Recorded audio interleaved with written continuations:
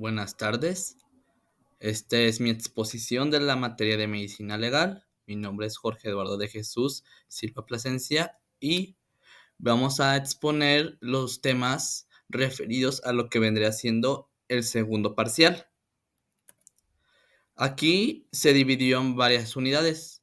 Son 5 en total. Primero empezaremos con la unidad 1, que es el acto médico. Aquí vamos a definir lo que vendrá siendo el acto médico. Posteriormente, implicaciones científicas sobre el acto médico. Para seguir con implicaciones éticas, más que nada los principios de bioética aplicados, que aquí se van a exponer cada uno de ellos y se van a desglosar. Y por último, las implicaciones legales en su responsabilidad profesional. Todo esto se va a ir desglosando poco a poco en esta presentación. Hay que empezar por lo primero, la definición del acto médico. El acto médico se considera como un conjunto de acciones que efectúa el especialista en el ejercicio de su profesión, ya sea el enfermero, el nutriólogo o el mismo médico. Para esto, pues el médico o el enfermero tiene que emitir un diagnóstico, un tratamiento y un pronóstico. Tiene que haber varios pasos ejecutados, no se puede ir de ir luego al tratamiento y luego al diagnóstico, no. Tiene que seguir varios pasos sistemáticos que lo van a guiar a un diagnóstico y posteriormente a un tratamiento. Y esto es considerado por el conocimiento del mismo médico. Aquí muchos médicos hacen de que solamente como que se van a los estudios de laboratorio o radiología y posteriormente al tratamiento, cuando no. Primero, lo primero que tienen que hacer, pues presentarse al paciente, posteriormente, pues platicar sobre el sentir del paciente, cómo se siente, cuál es su molestia, por qué acude aquí, o si es referido, qué le dijo el especialista o el médico que ya lo vio, para posteriormente nosotros hacer lo que vendría siendo su exploración física. Posteriormente le damos su diagnóstico, o si su diagnóstico es reservado o no sabemos bien lo que tiene, pues le pedimos ya a laboratorios y gabinete. Y pasamos a los que son las implicaciones científicas del acto médico. El acto médico implica la aplicación como de conocimientos científicos. Sabemos que la medicina practicada en México y en la mayoría de países de Latinoamérica es una medicina basada en evidencias. ¿Qué quiere decir esto?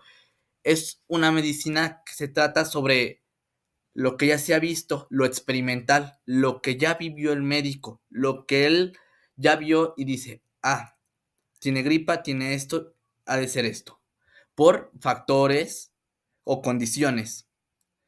En México está muy acostumbrado que nos centramos lo que vendría siendo en el, como en el tratar la enfermedad y no nos enfocamos en lo que es prevenir. Es por eso que pues en México existen diversas enfermedades y sucesos que nos hacen pensar que bueno, esta enfermedad pues ya me dio, me tengo que tratar, cuando no hay una prevención como en países como pueden ser en Europa, donde en estos países pues mucha gente sí va al médico, pero no va porque ya tienen enfermedad, sino vienen ya para prevenirse o algunos que ya tienen enfermedad, pues para tratarse. Y es más fácil tratarse porque la enfermedad que pueden tener puede estar en un estadio tal o esta enfermedad no le da tan frecuente.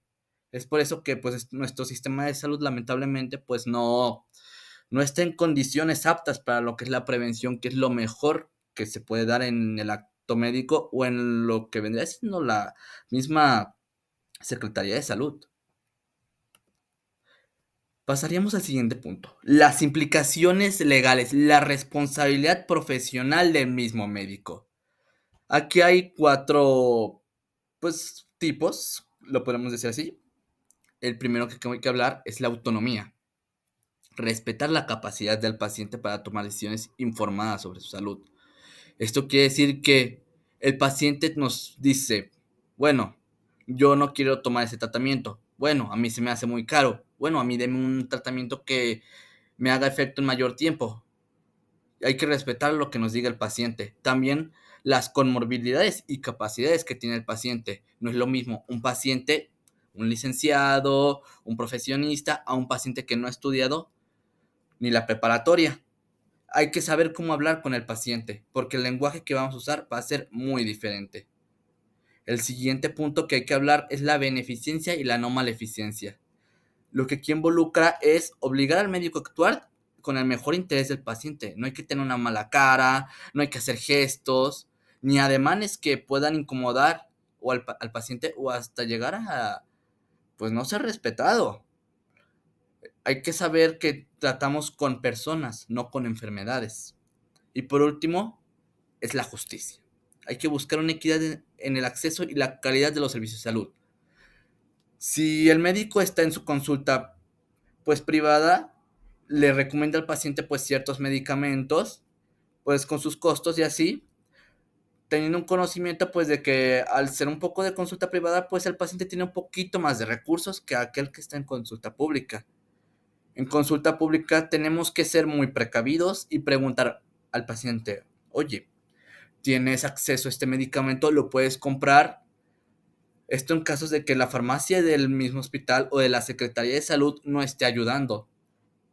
Hay que buscar la mejor opción para el paciente con su bolsillo y también, claro, para ayudarlo en su problema. Cabe recalcar que hay varios pacientes que vienen de lugares muy lejos a esta ciudad a tratarse. Me ha tocado en varias experiencias durante estas rotaciones pacientes que venían desde Michoacán, nada más a tratarse aquí en León, Guanajuato. Esto debido de que pues no había una equidad o una justicia en su sistema de salud. Él mismo mencionaba, allá no me están tratando como yo quiero que me traten. No me dan las consultas, no me dan el medicamento que necesito y tengo que venirme hasta acá a tratar mi enfermedad. Y hay que tener en cuenta eso. Si el paciente viene ya un poco pues malhumorado, cansado, hay que entender que ese paciente pues lo que está viviendo y no solo eso, sino también las condiciones en las que está. Vamos a pasar con el siguiente punto, que son las implicaciones legales, en su responsabilidad profesional. Aquí el acto médico conlleva una responsabilidad profesional. Esto significa que el médico puede ser un civil, penal o administrativamente responsable si su actuación causa un daño al paciente y se demuestra que actuó con negligencia. La medicina legal aquí va a evaluar estos actos para determinar si hubo una transgresión a las normas jurídicas o si corresponde a una sanción o hasta una indemnización en dado caso. Aquí los médicos tenemos que tener mucho cuidado ya porque puede ser que por cualquier cosa, que el paciente no haya estado pues incómodo, se haya sentido hasta agredido o no se le haya llamado de la manera correcta, pues ya lo estamos violentando y él puede ir pues a lo legal contra nosotros. Hay que tener mucho cuidado y hablarle de la mejor manera posible. Siempre preguntándole cómo le gustaría cómo nos dirigiéramos a él. Y claro, en la conducta ética y profesional, pues haciendo nuestra labor que nos corresponde. Y nuestra mejor arma para nosotros como médicos, que es el expediente clínico y el consentimiento informado. Ahí, escribir todo lo que está sucediendo. Si el paciente no quiso el tratamiento, bueno, no quiso, pongo un minuto médica, no quiso el tratamiento y que me firme que no lo quiso. Siempre. Para nosotros médicos, protegernos. Y no solo eso, sino bueno, también hablando del paciente, pues saber que su médico está actuando de una manera correcta. Si no está actuando de una manera correcta, pues ahí el paciente está siendo violentado, porque él, buscando una solución a su enfermedad, pues ya está teniendo otro problema y no le están solucionando lo que necesita. Vamos a pasar al siguiente unidad, que es la unidad de la práctica médica y su marco legal. Primero vamos a definir la práctica médica. Posteriormente vamos a encontrar la diferencia entre lo que es el acto médico y la práctica médica. Luego hablaremos de las implicaciones legales de la práctica médica. Hablaremos tanto de derechos como obligaciones, tanto de médico como pacientes, y la confidencialidad, el consentimiento informado y el secreto médico. Muy bien, primero definamos qué es la práctica médica. Muy bien, la definición de la práctica médica aquí se define como el conjunto de actividades realizadas por profesionales de la salud orientadas a la prevención, al diagnóstico y al tratamiento. En algunos casos, una rehabilitación de las enfermedades, así como una promoción a la salud. Esta práctica se va a basar en principios científicos, éticos y legales y requiere de una formación tanto académica y una licenciatura profesional por su ejercicio. Esto quiere decir que no cualquier persona puede ejercer una práctica médica. Tiene que tener su título universitario y una formación académica para que éste ejerza su práctica. Esto debido a que pues el médico pues, tiene que tener conocimientos necesarios para tratar la enfermedad.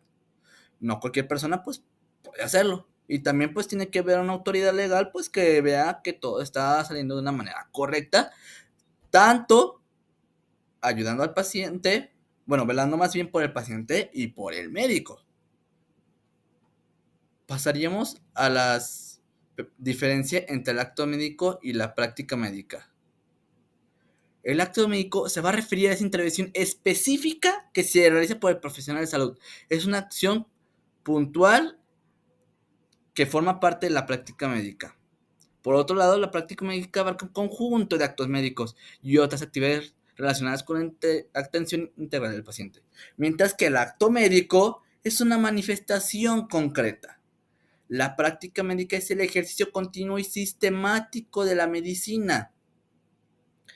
A ver, entonces, ¿qué quiere decir? El acto médico es hacer una parte de la práctica médica.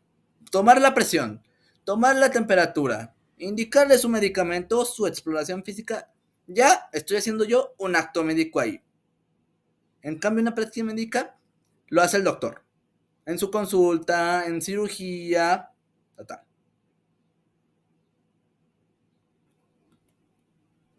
Pasaríamos a las implicaciones legales de la práctica médica. Ya vamos entrando un poquito en tema de la materia. Estas se pueden derivar en consecuencias civiles, penales o administrativas en casos de negligencia, imprudencia o hasta imprudencia. Los profesionales de la salud debemos de actuar conforme a la Lex Artis. ¿Qué es esto? Pues seguir los estándares y protocolos aceptados en la comunidad médica. Yo no le puedo dar un tratamiento tal porque yo lo digo. No, tiene que haber una evidencia de que hay personas que mejoran o se curan con ese tratamiento. No se lo puedo dar así nomás por nomás porque ya estaría infringiendo en la Lex Artis, en la buena práctica. Y eso tiene que ser sustentado. Por último, la Suprema Corte de Justicia menciona que el incumplimiento de estas normas pueden ser consideradas ya como una mala praxis. Ya el médico está haciendo una mala praxis, ahí de cajón. Y lo que implica una falta al deber del cuidado hacia el paciente. Esto quiere decir, si el médico le da un medicamento que no está adecuado, que no está o hasta que no está aprobado, pues ya está infligiendo una mala práctica médica. Porque no hay un sustentamiento tanto científico, legal, que ese medicamento funciona y que es apto para el paciente. Claro, hay medicamentos, varios de ellos y la gran mayoría, que tienen efectos adversos. Se le menciona al paciente, van a tener tales efectos adversos y si tiene tal efecto, suspende el medicamento inmediatamente. Esto siempre informado por el médico. Vamos a pasar ahora a los derechos y obligaciones del médico. Aquí yo enumeré 10 por cada uno, tanto de médico como paciente. Vamos a empezar con las del médico. Ejercer la profesión en forma libre y sin presiones de cualquier naturaleza. Segundo, laborar en instalaciones apropiadas y seguros que garanticen la práctica profesional. Este último quiere decir que el hospital o el consultorio donde está dando su práctica médica, el médico tiene que estar seguro, tanto él como para el paciente, y en buenas condiciones sanitarias. Me tocó ver por experiencia en X hospital de la ciudad, donde literal el aire acondicionado, o sea, estaba por caerse. Ahí ya no está ejerciendo pues una buena práctica profesional, donde el médico tiene donde el médico tiene tanto obligación como derecho. El hospital ya no está cumpliendo en esa parte. Y es algo que muchos médicos de nosotros no lo vemos, que tenemos derecho de que nuestra práctica médica sea en un lugar adecuado y pues libre, donde lo podemos ejercer de una manera. El tercer punto es tener a su disposición los recursos que requiere la práctica profesional. Hemos visto últimamente noticias que varios hospitales de la ciudad no tienen esto. Lamentablemente, pues ya sea el gobierno, la secretaría, no le da los insumos necesarios. Dice que, pues, que no hay presupuesto. Bien, pero ¿cómo vas a dejar a un médico, a una enfermera, sin material de curación, sin anestesia, sin una gasa? Me tocó ver justamente esta semana que estaba rotando en un servicio. El paciente lo iban a hacer era un aspirado de médula ósea y en un hospital público. Pero le dice Pues el médico a cargo, consiga usted la jeringa, porque ya sabe que aquí no hay recursos. O sea, jeringa, porque como yo supe, costaba arriba de los 2,000 pesos y es algo que ya el paciente nunca tenía previsto. Y se supone que él está dando de su bolsillo a ese hospital, de su sueldo se lo descuentan, para que le vengan con eso, pues no, no es justo tanto para él como para el médico, que hasta los mismos médicos tienen que desembolsar de su propio bolsillo porque no hay material, no hay gasas, no hay jeringas, no hay medicamentos. Pasemos al paso 4. Abstenerse de garantizar resultados en la atención médica. Y el número 5, dije paso, me equivoqué. Recibir un trato respetuoso por parte de los pacientes y sus familiares, así como el profesional relacionado con su trabajo. Un poco deteniéndome, también me tocó esto. Paciente muy grosero hacia mí. Yo no era el médico, pero yo era el que le llevaba al médico, estaba en consulta y se dirigió groseramente a mí y sí me sentí atacado. El paciente pues decía que estaba en el servicio de urgencias y decía por qué no lo atendían y un comentario soez. El 6 es tener acceso a la educación médica continua y ser considerado en igualdad de oportunidad para el desarrollo profesional. Excelente punto lo que vivimos los de nuestra universidad en un cierto punto del semestre pasado. No nos permitían ejercer nuestra educación médica. Desde ahí estamos violentados nosotros. El séptimo punto es tener un acceso a actividades de investigación y docencia en campos de su profesión. Participar en proyectos de investigación, invitarlos a tales congresos, para que el médico, el estudiante, pues tenga mayores conocimientos. El punto número 8, asociarse para promover sus intereses profesionales. Esto pues para tener más relaciones en el ámbito profesional. Punto 9, salvaguardar su prestigio profesional y percibir remuneración por sus servicios. Esto quiere decir, es cuando los pacientes dicen, ¿por qué el médico me cobra si supone que la medicina es gratis? Es un derecho del paciente, es un derecho, perdón, del médico. El médico tiene derecho a percibir una remuneración por lo que él está dando. Pues no estudió tantos años y no se preparó tanto pues para, digamos, no recibir bueno, en algunos casos no recibir nada. El médico ya tiene derecho pues de decir, oye, hospital, oye paciente, te di mis servicios, pues ahora tengo que cobrar.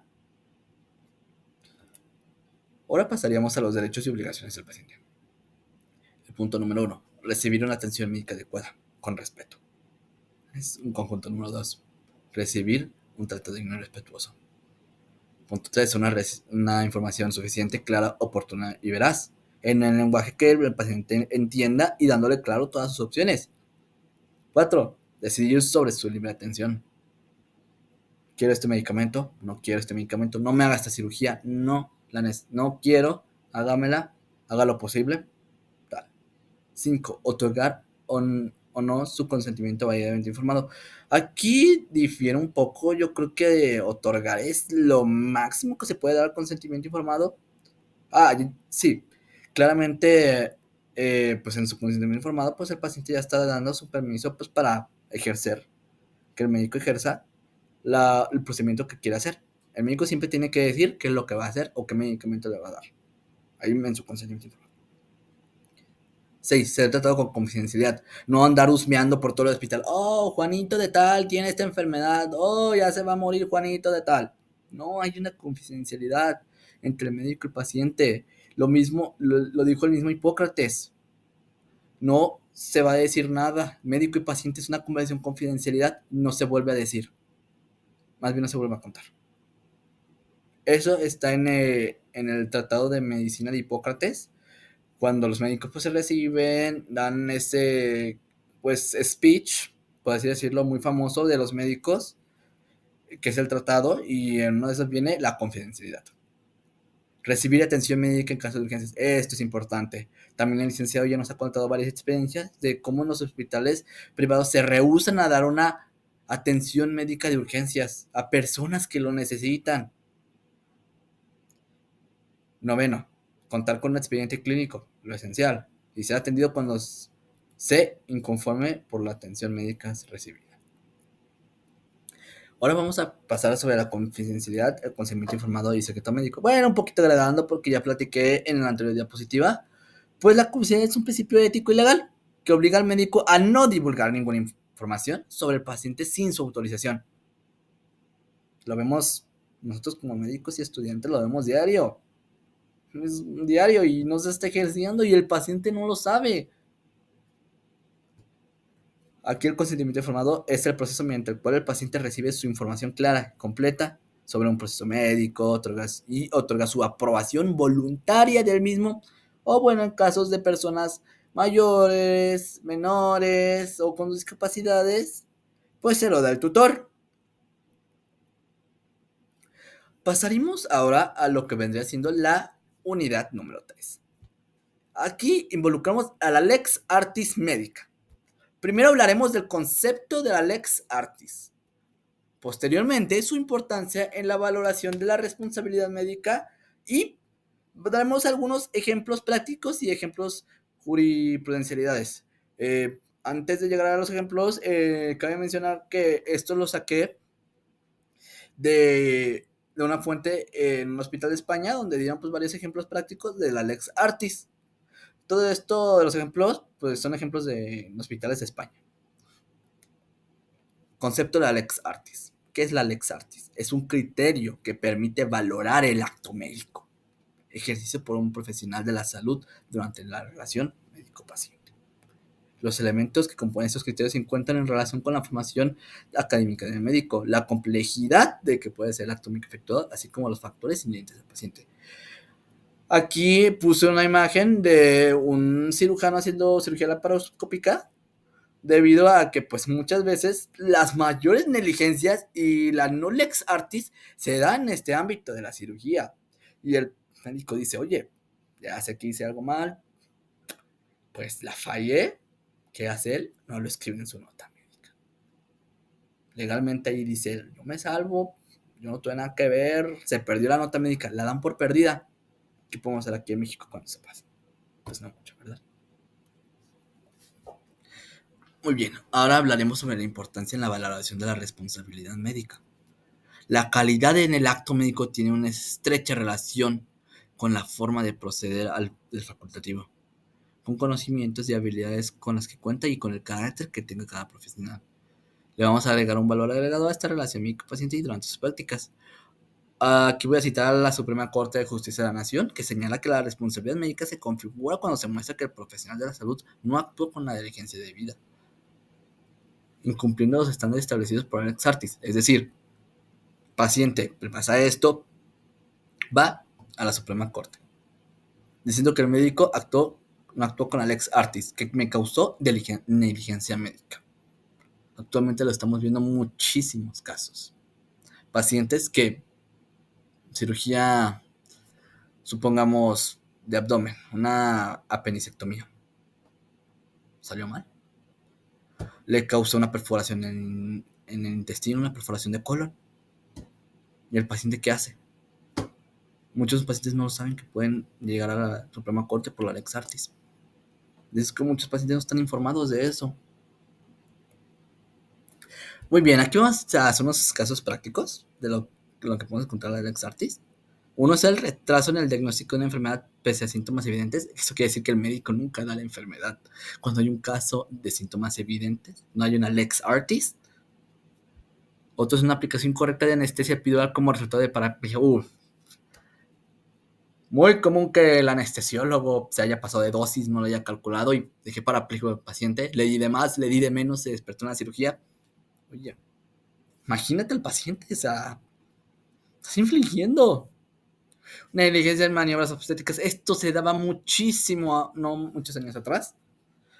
Tenemos experiencias de que pues, los mismos estudiantes de medicina iban y a la paciente que ya estaba en estadio 1 iban y tocaban ahí el canal vaginal, ellos pensando, bueno, pues estoy practicando cuando ellos no sabían, oye, pues estás privando la privacidad de la paciente, oye, ya les causaste una enfermedad, ya la contagiaste porque no te lavaste las manos, no usaste guantes, oye, me están mirando todos, me siento atacada, allá la paciente ya tiene que hacer algo, oye, médico, yo no me siento bien que todos me estén tocando y me estén mirando, ¿no? Siempre se le pide permiso al paciente. Eso es algo que siempre hay que recalcar para médicos y como los estudiantes. Siempre, cualquier procedimiento, cualquier tocamiento sea el paciente, se dice, te puedo tocar, se le explica qué se va a hacer y se le pide permiso. O te lo olvidó material quirúrgico, o el paciente está sopesando. Uy, también, muchísimo se da. Dejé una gasa dentro del paciente. Me enteré de eso una vez de un cirujano. Ahora vamos a hablar de casos prácticos y ejemplos jurisprudencialidades. Elección de técnicas en parto. Aquí se evalúa la diligencia médica por optar por un parto vaginal en lugar de una cesárea. Oye, el bebé viene mal. Cesárea. No, no quiero parto. No, parto. Que se haga parto. Oye, médico, si estás viendo por el bien de la paciente, pues lo mejor para tanto el bebé como el paciente es una cesárea. Aquí el tribunal que concluyó que al no existir indicaciones claras que demostraran la preferencia por la cesárea en el momento, la elección fue adecuada conforme a la Lex Arts.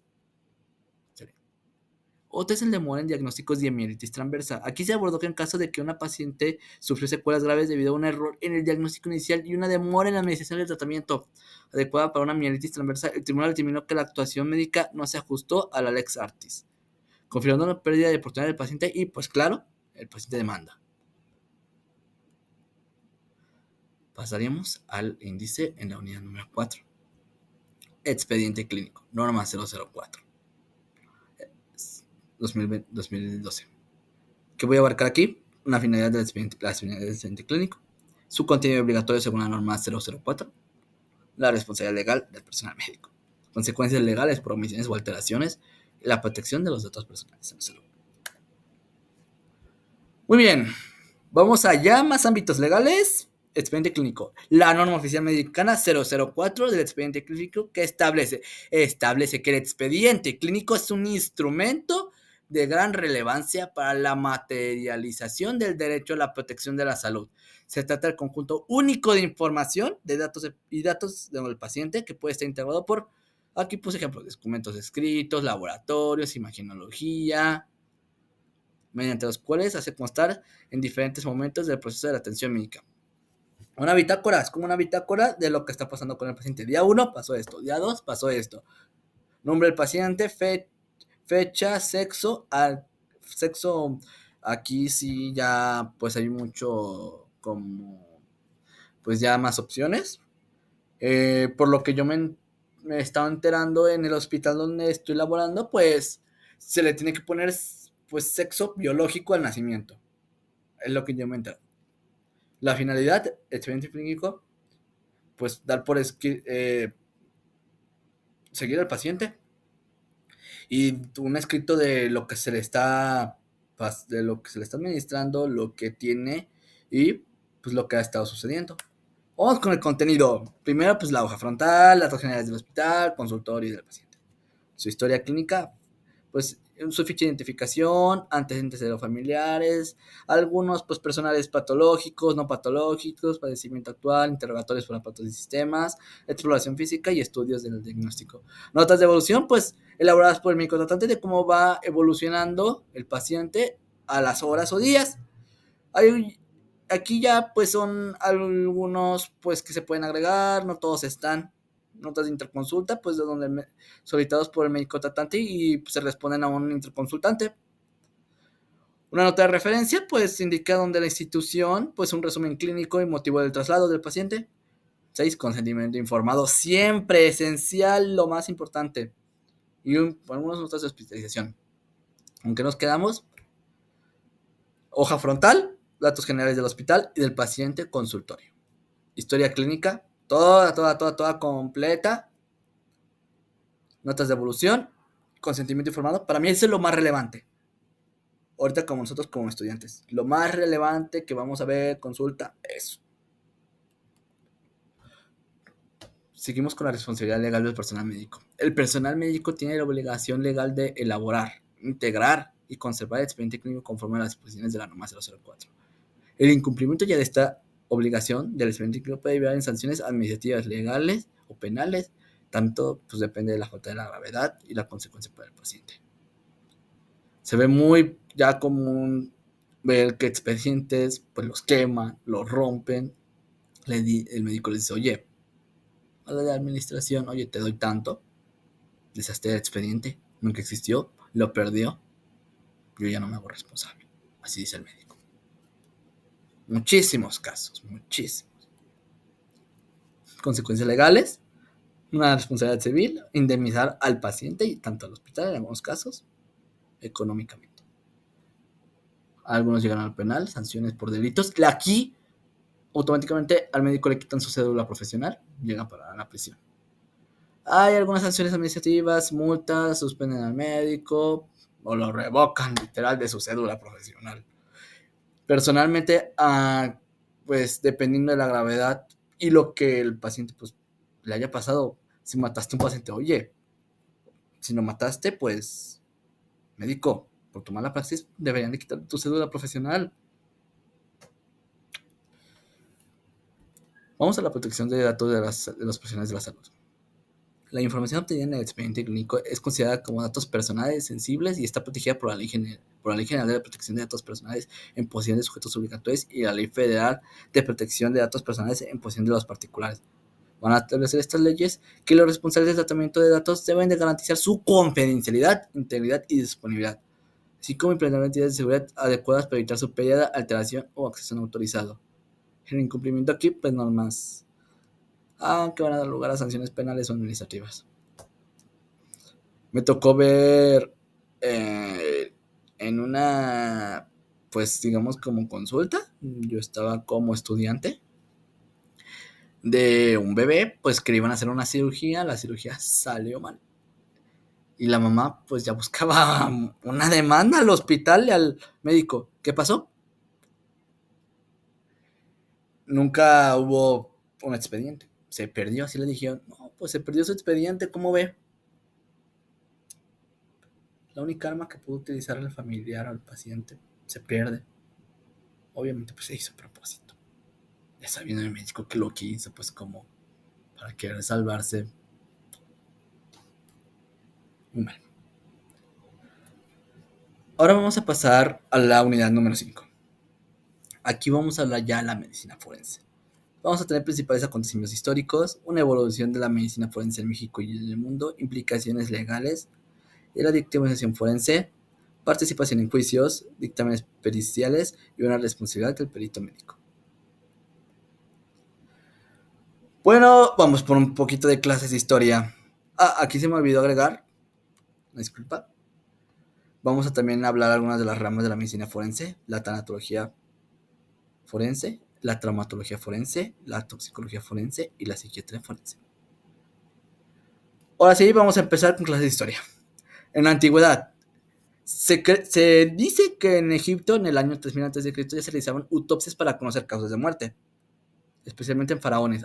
Pues lo vemos comúnmente en esas historias, películas que hemos visto, libros, la cultura popular donde el faraón era pues disecado y sus órganos se guardaban en vasijas. Y estos pues se resguardaban en las mismas pues sepulturas o catacumbas donde pues los faraones estaban. Aquí pues ya los médicos de esas épocas se trataban de buscar por qué falleció el faraón, por qué falleció el rey, por qué falleció tal persona. Hipócrates en la Grecia clásica ya daba los primeros intentos de separar la medicina de la religión. Se habla de la ética médica.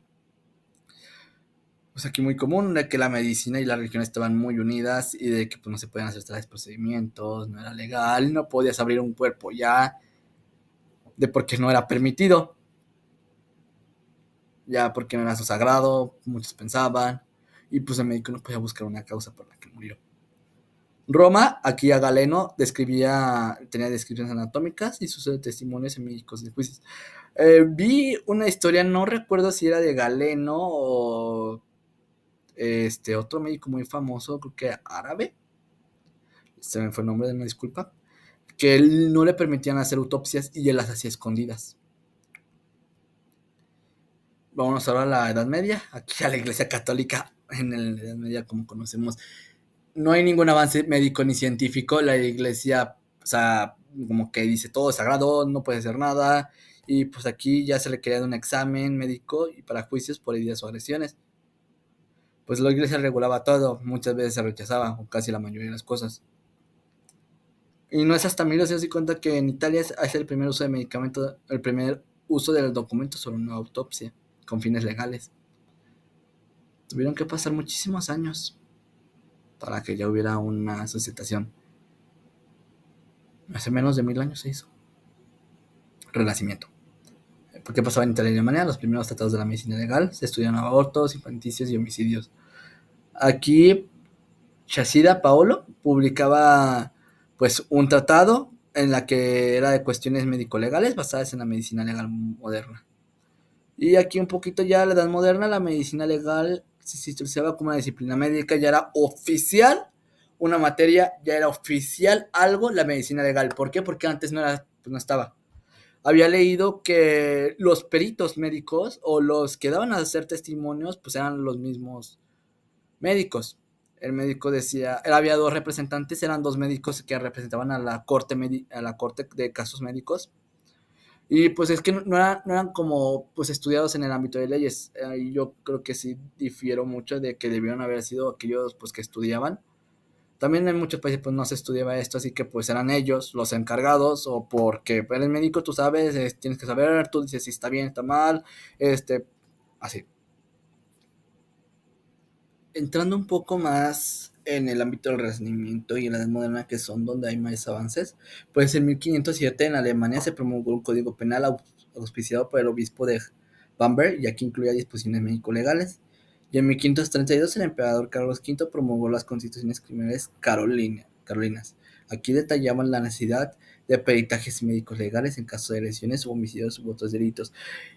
Popularmente eran más necesarios por homicidios o por, claro, algún suicidio. Tenía que haber un suceso porque antes pues el suicidio pues era muy como pues, o sea, en un ámbito no lo pensaban que era por la misma persona, no crean que la misma persona se había quitado la vida. Y bueno, ya como un poquito más, en el siglo XIX y siglo XX hubo integración de técnicas científicas como el análisis de ADN, toxicología y una antropología forense. Hubo avances en la medicina legal y digital y la creación de datos genéticos. Vamos a pasar a la evolución de la medicina forense en México y en el mundo. Aquí ya vamos a entrar mucho en México, pues porque en el mundo ya les di un poquito de contexto. Aquí vamos a hablar primeramente del México prehispánico. Aquí me impresionó muchísimo que ya en nuestro México prehispánico, pues ya los médicos o las personas de ahí ya tenían un código penal. Ya había algo que castigaba a los médicos o a las personas que hacían eso, si lo ejercían de una mala manera o de una manera que no era adecuada y no permitida, claro. Esto pasó en la triple alianza de Tenochtitlán, Texcoco y Tlacopan. Aquí había un código penal, 80 leyes. Había una severidad a aquellos delincuentes. Esto también impresiona mucho. Pues no los castigaban con indemnización. Ya había castigos, eran castigos físicos. Lo más probable, claro. Y el bulbo de Zacoyatli era para saber si el individuo está muerto, lo hacían estornudar. Esto era como una forma para, pues, ver si podían dar dictamen de que la persona había morido, pues trataban de hacerla estornudar y ellos creían que, pues, mediante este estímulo, que claro, es un estímulo fisiológico del cuerpo, pues, podías ver que la persona estaba viva o muerta. Aquí ya tiene una clasificación de heridas. La Coyali le decían que era cualquier herida. Temostali eran los rasguños. Tlacpexutli eran las desolladuras. Y Netoxomatli, los golpes. Vamos a pasar ahora a la época de la colonia. ¿Qué decía la época de la colonia? Ya los encargados de declarar por los médicos eran 2 cirujanos impuestos. El médico su apoyo, 2 cirujanos. Pero eran impuestos por el protocolo medicato, donde se escogían, ellos querían, pues que escogían a los más honestos, que eran a los que mejor practicaban la medicina legal y no recibían alguna renovación económica. Aquí se me hace pues una visión muy buena. Espero que sí se haya sido de esa manera adecuada, de que pues eran los más honestos, pues claro, los que mejor reputación, popularidad tenían en el ámbito médico. Oye, yo sé que esta persona es honesta por tales casos. Va. Ahora vamos a hablar un poco más en contexto ya en un México independizado y revolucionado. En 1863, el doctor Agustín de Arellano ya fue nombrado como el primer catedrático de la medicina legal en la primera escuela de medicina de México, la Universidad Nacional Autónoma de México. En 1969, el doctor Luis Higaldo y Carpio publica un tratado o una obra, Introducción al estudio de la medicina legal, que consideró la disciplina en el país. Posteriormente, ya en el año de 1869 y 1870, pues este doctor pues ya empezó a experimentar y a tener teorías sobre lo que venía siendo el suicidio y coagulación, así como también estudios toxicológicos. Es debido a que pues eran muy comunes los envenenamientos en esos casos. Otra cosa a destacar, pues en 1903 se estableció el servicio médico legal en el Distrito Federal, formalizando ya la práctica médica legal en México. Y de 1940 a 2015 ya la medicina forense en México evolucionó hacia una disciplina muy especializada con la creación de centros de investigación y programas posgrado en diversas universidades. Vamos a hablar ya un poco de las ramas de la medicina forense. Vamos a hablar ya primero de la tanatología. Hay que definir qué es la tanatología.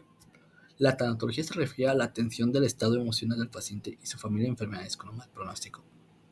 Un cáncer, una enfermedad muy maligna, como por ejemplo. La tanatología clínica aquí busca mejorar la calidad del paciente en su fase terminal y acompañar emocionalmente a los familiares. Aunque se suceda al final de la vida, también tiene un rol importante en la medicina legal. La definición legal de muerte en México, ¿cómo se define? Hay una muerte encefálica, ausencia total de la conciencia, respiración y reflejos del tallo cerebral. Debe descartarse una intoxicación primeramente y confirmar por electroencefalograma o estudios de flujo encefálico. Como la medicina legal mexicana define el cadáver como aquel cuerpo humano donde se ha comprobado legalmente que ya hay pérdida de vida total. Los tipos de muerte según la etiología médico-legal en México, hay muertes violentadas por hechos intencionales accidentales, homicidios, suicidios, accidentes. La muerte natural es espontánea, sin intervenciones externas. Hay una muerte súbita, tipo de muerte natural que ocurre en menos de 12 horas desde el inicio de los síntomas en personas que aparentemente están sanas. El diagnósticos clínicos de muerte. Ya los signos clínicos pues evidencian que la persona ha perdido la vida, es inmovilidad, flacidez de los músculos, pérdida de reflejos, relajación esfínteres y pérdida de la conciencia. Aquí hay que requerir descartar intoxicaciones y condiciones reversibles antes de declararla. Los cambios postmortem de cadáver se dividen en físicos y químicos. Físicos como pérdida temprana de la temperatura corporal, que no siempre implica un enfriamiento. Por un ejemplo es la fórmula de Gleiser que estima el del postmortem en la base de la temperatura rectal del paciente. En México el cadáver pierde 0.8 grados Celsius por hora al inicio. Y los químicos y microbianos, ya cuando hay una descomposición, gases, putrefacción y eventualmente pues la esqueletización. Pasaremos a lo que vendría siendo el tema de la traumatología forense. ¿Qué es la traumatología médico-legal? Es aquella rama de la medicina forense que estudia las lesiones ocasionadas por violencia externa, tanto inmediatas como mediatas. Se clasifican debido al agente producto. Agentes mecánicos, los más frecuentes, físicos, químicos y biológicos. Los agentes mecánicos actúan mediante fricción, presión, percusión o tracción. Si bien en contusiones simples o contusiones complejas ya pues, se divide por colores, azul, verde o amarillo. Las contusiones simples de equimosis, pues evidencia de sangrados, infiltraciones de sangre por rupturas de capilares, pero aquí no se rompe la piel, son equimosis, son pues hemorragias internas donde se puede ver alrededor de la piel y su evolución pues va a ser de rojo, violáceo, azul, verde, amarillo. Su cronología aproximada es de 15 días. Las escoriaciones ya es pérdida de superficie de la piel, ya sea por fricción, una de forma de costra, es común en codos y rodilla. También incluye estigmas unguenales y hematóposis y la acumulación de sangre en un espacio no natural, que donde forma una tumoración requiere descripción detallada, tamaño, localización y contenido. ¿Por qué se puso así? Pues es que es debido a que clasificarse. Si es por un accidente, un homicidio, si es de una manera inmediata por agentes mecánicos, pues un auto, golpes, patadas, algún material. Bueno, aquí en materiales ya son arma blanca, si no son armas de fuego, el arma blanca, un cuchillo, un picahielos, una tabla, pues ya. Ya como pues por último pues un arma de fuego, pues lo conocemos, ya causa pues un traumatismo en lo que viene haciendo pues la persona. Depende del área pues se hace las intervenciones que tengan que ser adecuadas. Vamos a pasar a la sexología forense. La sexología estudia la sexualidad del ser humano, su comportamiento sexual, manifestaciones y desde el punto de vista psicológico y fisiológico. La palabra sexo pues proviene de dexar y comprende todo aquello que tiene que ver con la diferencia del hecho de ser, sentirse o expresarse tanto hombres como mujeres. Aquí en la medicina forense ya implica el análisis de cambios fisiológicos, así como alteraciones orgánicas del orden sexual relacionadas con la comisión de delitos. Una de esas de la psicología forense es el aborto, que es como pues se define como la intervención de vista ginecobstétrica, la interrupción del embarazo antes de las 20 semanas o cuando el producto pesa menos de 500 gramos en la embarazada. Aquí algunos de otros también puede ser por los tocamientos, violaciones que se les ejercen a las personas. Muchas personas pues han vivido estas situaciones donde son violentadas, donde son tocadas, pueden ser físicamente, pues, sexualmente, y esto para comprobarlo pues se hace una entrevista a la víctima, se dice que detalle lo que ha sucedido, lo que pasó, cómo se siente, cómo se ven las cosas, y como un complemento o auxilio pues hay exámenes que lo hacen los médicos en ese ámbito o estudios de laboratorio. Una violación pues se tiene que buscar en el canal vaginal pues rastros de secreciones que haya o violencia en ese canal, que haya sido pues violentada, que tenga un traumatismo. Aquí hay códigos penales en el aborto, esto me parece importante incluirlo. Ahí el artículo 329 define el aborto pues, como la pérdida del producto de la concepción en cualquier momento del embarazo. Ojo, aquí no lo define como antes de las 30 semanas o cuando el producto pesa menos de 300 gramos.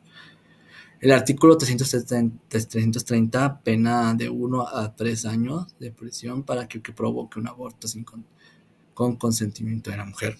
Si no hay consentimiento, la pena es mayor, 3 a 6 años, y si hay una violencia física o moral, la pena aumenta a 6 a 8 años. Este ámbito ya está más regulado, no está tan actualizado. Esto es una información que encontré, pero ya actualmente pues ya el aborto está más pues como un poco libre, pero tiene que ser regulado claramente. El artículo 361 que dice si el aborto lo realiza un médico cirujano partera, además de la pena anterior, se le suspenden 2 a 5 años como ejercicio profesional de la salud.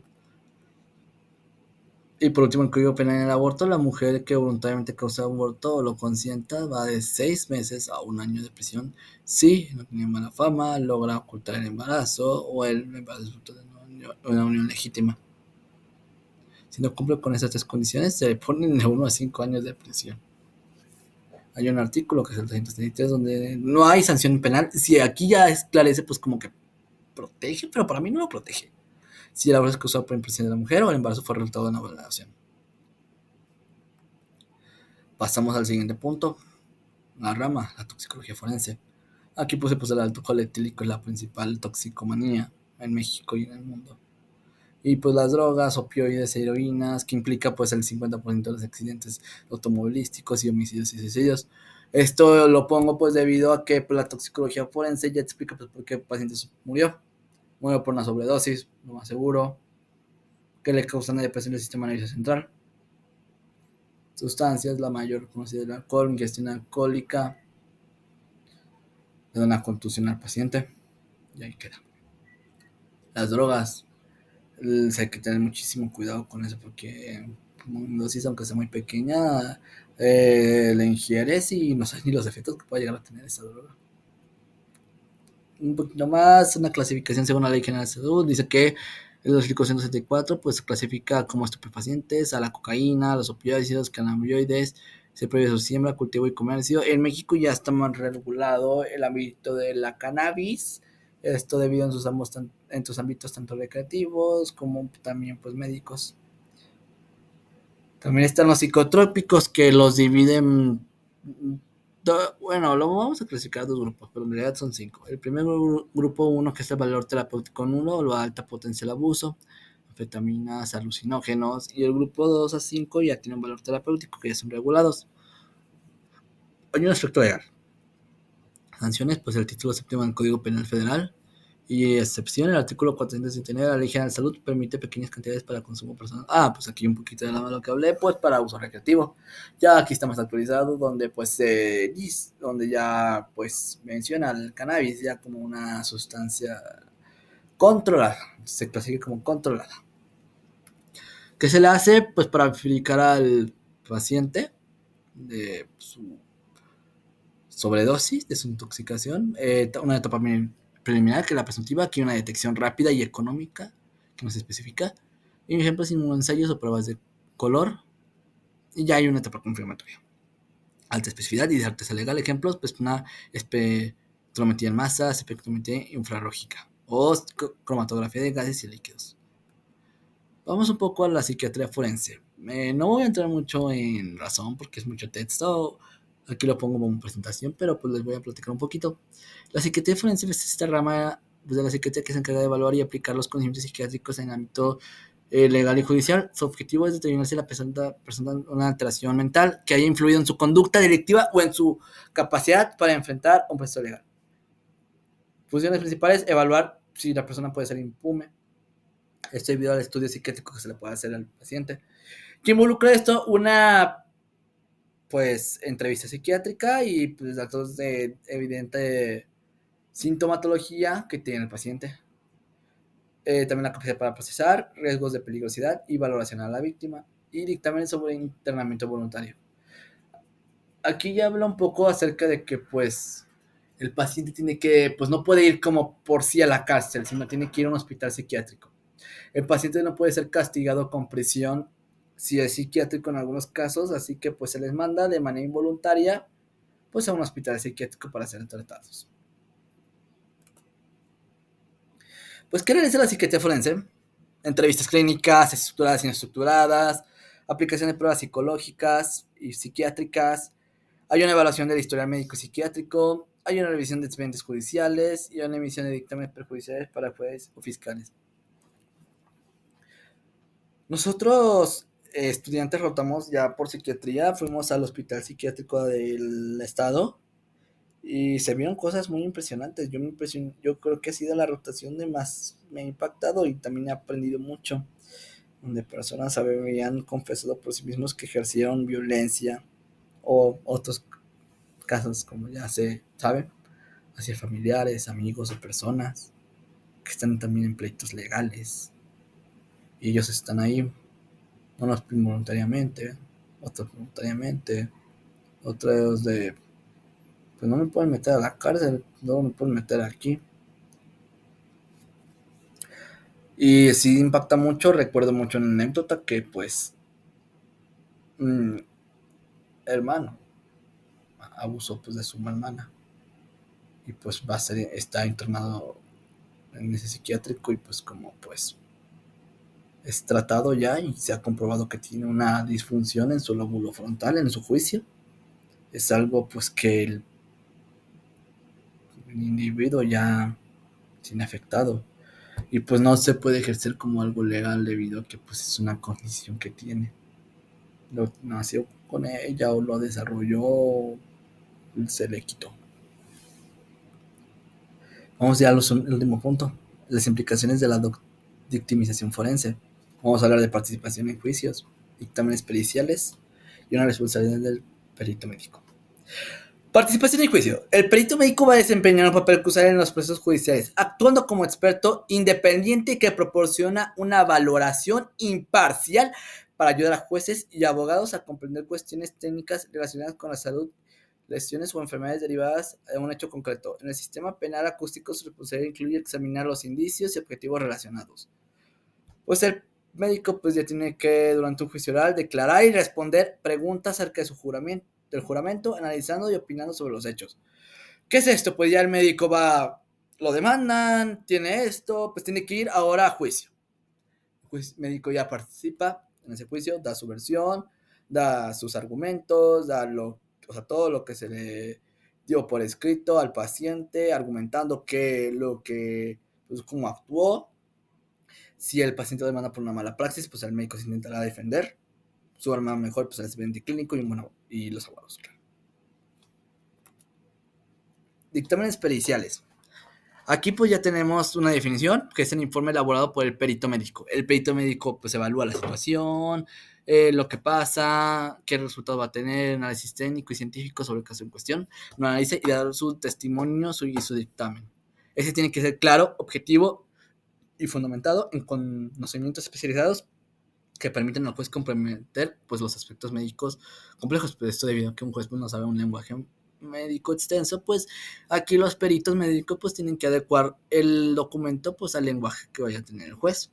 Y hay un manual, que es el manual de la prueba parcial de la Suprema Corte de Justicia de la Nación de Mexicana, que el dictamen debe responder a preguntas formuladas atendiendo a la ciencia y la profesión y los hechos hipotéticos de su propuesta. Por último, los dictámenes periciales. Se define como una responsabilidad legal y ética que puede ocurrir en delitos como una falsedad de un documento, negligencia o corrupción, si este se manipula con resultados o se parcializa, no incumple con la metodología adecuada o omite datos relevantes. También aquellos que emiten dictámenes en fundamento científico. Además está sujeto a leyes de responsabilidad penal, civil y administrativa.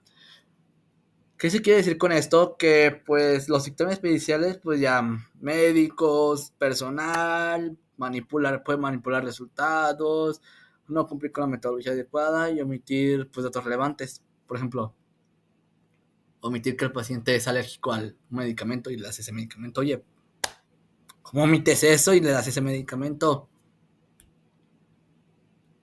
Y aquí pues los peritos ya van, revisen ese caso, vamos a tratarlo y ya incurren en aquellos que dicen, oye, esto es falso, oye, este me con negligencia o con corrupción, con evidencia. Aquí un poco de dictámenes periciales, pues actualmente ya pues se está dando muchos casos de médicos que van a la cárcel, pierden su cédula, los inhabilitan. Pues hubo un caso de una psiquiatra muy conocida, entre comillas, psiquiatra, que pues no era psiquiatra, pues ejercía una mala praxis y recetaba a sus pacientes. Si era una cédula profesional, pues ya con falsedad y pues ya está ejerciendo por sus acciones legales. Quiero dar las gracias por este proyecto. Fue muy interesante el buscar como toda esta información acerca de la medicina legal.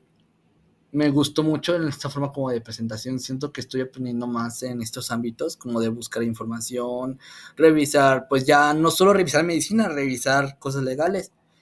Y me llevo esto como para mis prácticas profesionales, para saber cuándo se está actuando con una mala praxis. O también cuando yo ya sea un egresado, pues actuar de la mejor manera y pues siempre escribir todo en expediente clínico y consentimiento informado. Muy bien, esto sería todo y agradezco de antemano. Muchas gracias.